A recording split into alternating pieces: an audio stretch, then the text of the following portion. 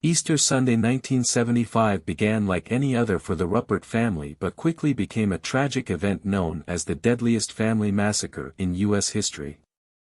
Stay tuned to find out how a seemingly ordinary man ended up killing 11 family members. James Urban Rupert was born on March 29, 1934.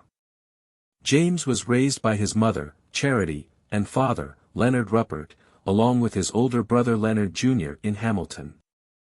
Their upbringing was troubled, as Leonard Sr., their father had a violent temper, making their childhood traumatic.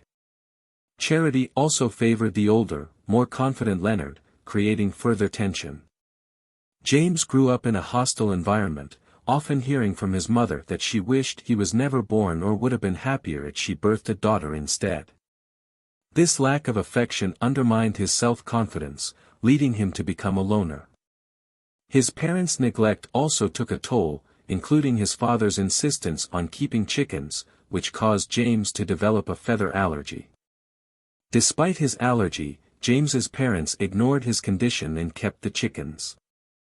When James turned 12 in 1947, his father died of tuberculosis. At first he thought his days of woes are over, but unfortunately, the torment continued as his older brother took over their father's role and harassed him. As a result, James's school performance suffered compared to his brother's.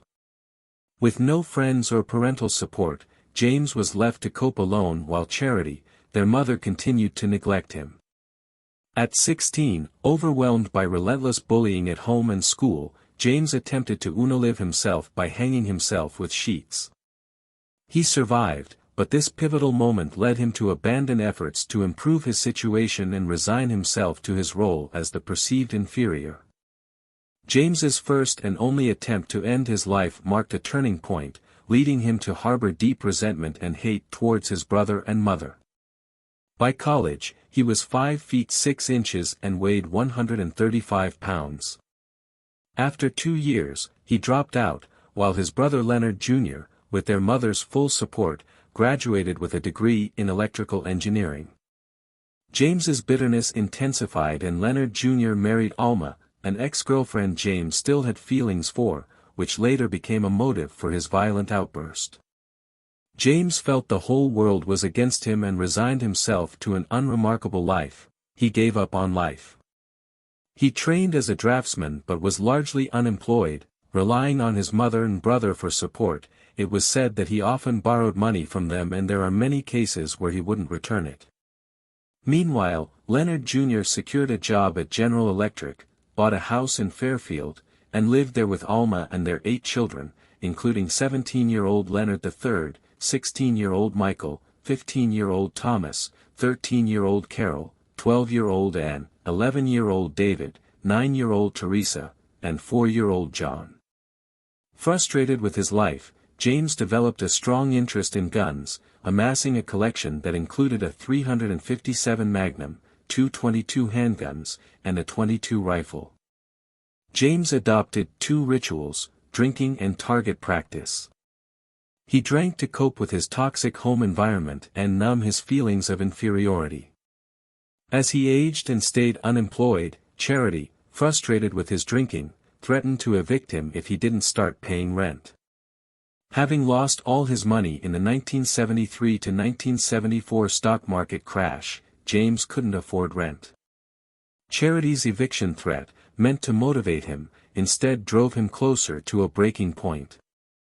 As eviction day came closer, James began showing signs of instability. While buying ammunition, he inquired about silencers but didn't purchase them. On March 29, 1975, his 41st birthday, he was seen shooting cans at the Great Miami River in Hamilton, a key detail that would later aid the prosecution. It's possible James was preparing for a night of violence in Hamilton, Ohio. That evening, he entered the 19th-hole cocktail lounge and confided in 28-year-old Wanda Bishop, a mother of 5 who worked there. He shared his distress over his mother's eviction threat, explaining that his mother, Charity, had told him if he could afford drinks, he should also be able to pay her rent. Wanda recalled that James was determined to find a solution to his problem. He stayed at the lounge until 11 p.m., left briefly, and then returned to drink until closing time at 2:30 a.m. When Wanda asked if he had resolved his issue, James said no. The next morning, Charity, feeling unwell, invited Leonard Jr. and his family to Easter dinner at their home on 635 Minor Avenue, instead of an early lunch. When Leonard Jr. and Alma arrived, their children hunted for Easter eggs outside while James slept off a hangover. By 4 p.m., when he woke up, the celebration had moved indoors. As Charity prepared sloppy joes and Alma helped, James briefly joined the family before going upstairs to fetch a .357 Magnum, two 222 handguns, and a rifle. James planned to spend the day at a shooting range, but when his brother asked about the Volkswagen, he took it as an insult. The comment reminded him of his own failures compared to his brother's success. In a moment of rage, James abandoned his original plan and made a split-second decision that would change his life forever and end 11 lives. At 6 p.m., he began his attack in the kitchen, killing Leonard, Alma, and their children David, Tessa, and Carol with multiple shots to the chest. His mother Charity was shot in the head as she tried to stop him from ending another life. James then moved to the living room, where he shot his niece and Leonard III, Michael, and John. After the initial shots, he went around and fired additional rounds to ensure everyone was dead, shooting any survivors in the head. The entire massacre took less than 5 minutes, with James pausing only to reload. He fired 44 shots, 40 of which hit the victims. After confirming that everyone is no longer breathing, James sat among the bodies for 3 hours, contemplating whether to end his own life too, but ultimately deciding against it due to his belief that it was a mortal sin. Instead, he chose to make a 911 call. He told the dispatcher there had been a shooting. As his relatives lay dying, James sat on the couch and waited 3 to 4 hours before notifying the police. When officers arrived, he greeted them at the front door. At first, the officers did not suspect anything strange, as James's short stature and thick black-framed glasses did not match the typical profile of a murderer. However, upon entering the house, they were met with a life-shocking and horrible scene. It was a typical bloodbath. One responding officer reported that he had never encountered a crime scene like this before and had to step aside to vomit. The blood on the floors was so extensive that it had seeped through the wooden floorboards and was dripping into the basement. There were no signs of struggle except for an overturned trash can, suggesting the family was caught off guard and had no time to react.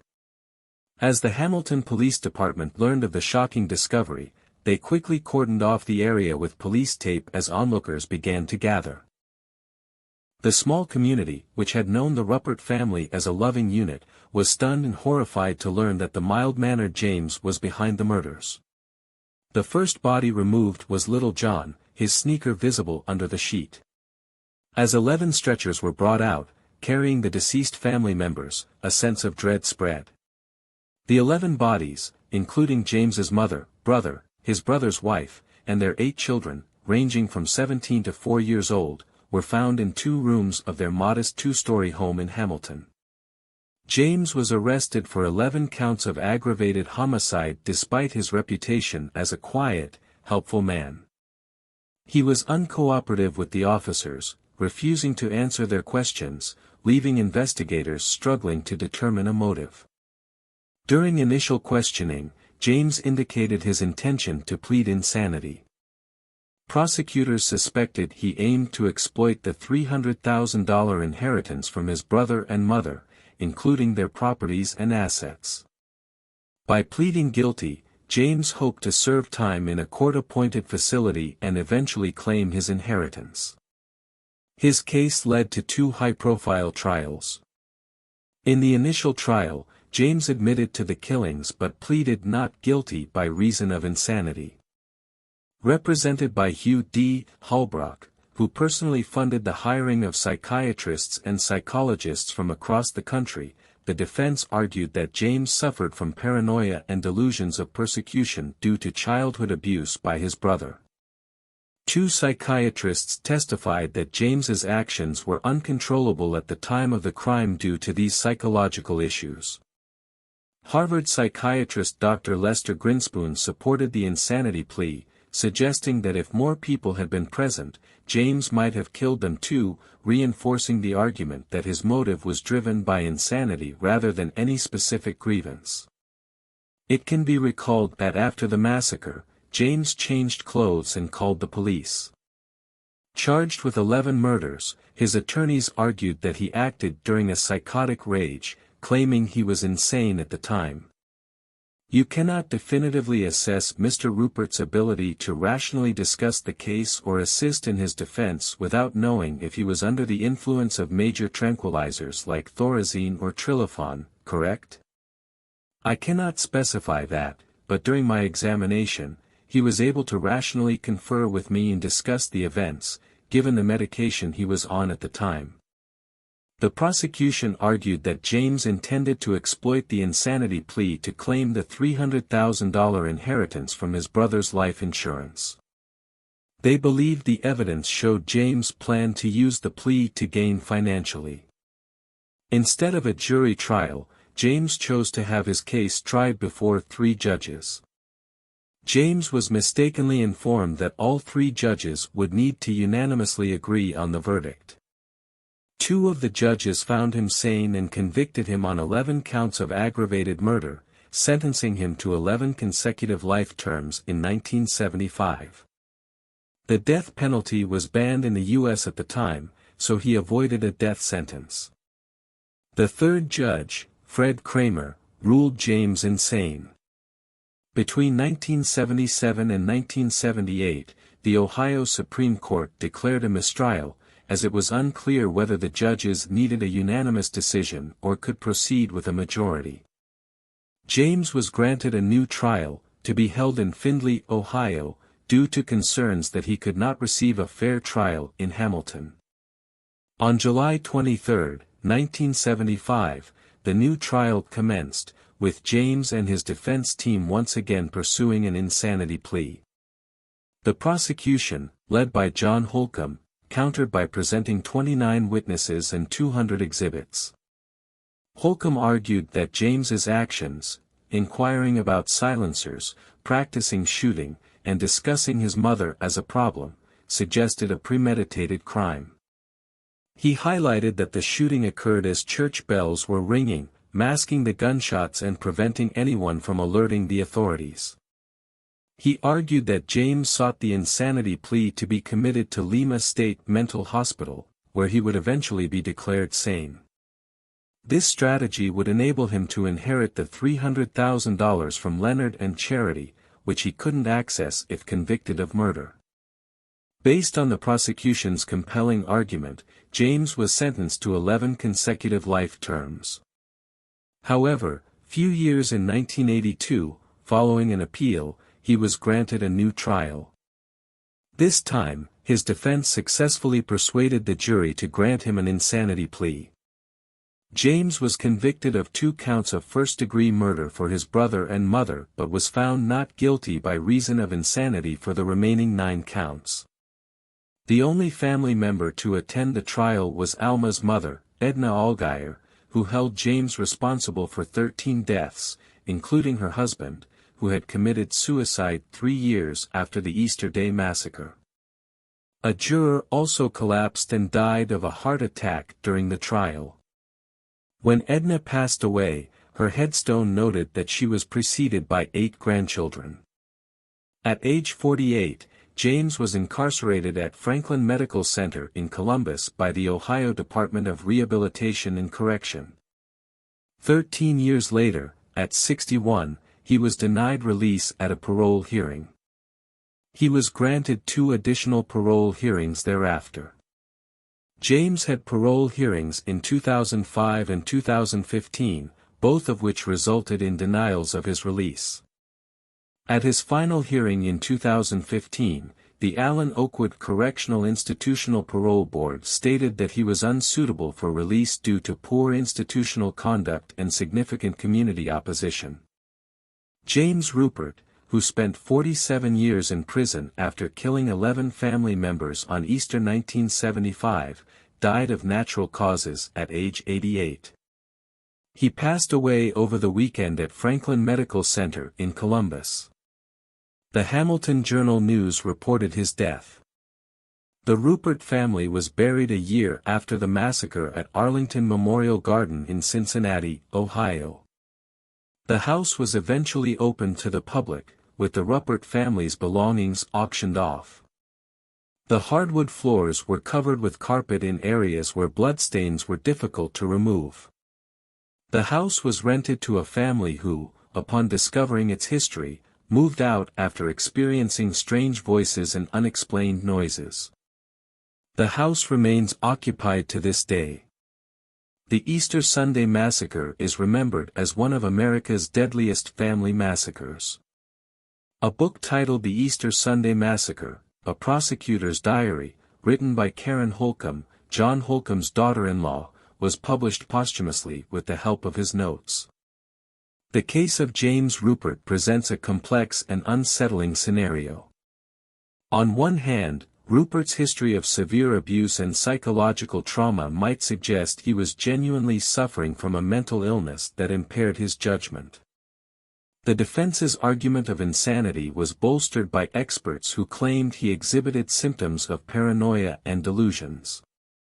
On the other hand, the prosecution's evidence that Rupert planned the murders meticulously, including his actions to avoid detection, raises questions about whether the insanity plea was a strategic move to evade the consequences of his actions. Ultimately, whether Rupert was genuinely insane or if he used the insanity plea as a calculated strategy is a matter of ongoing debate.